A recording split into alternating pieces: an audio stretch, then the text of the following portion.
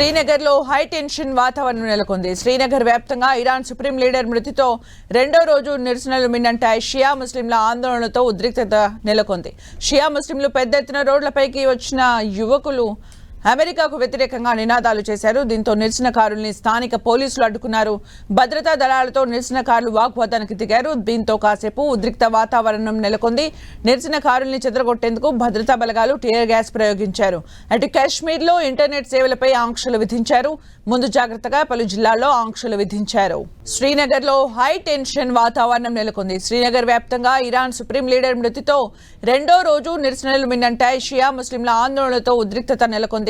షియా ముస్లింలు పెద్ద ఎత్తున రోడ్లపైకి వచ్చారు.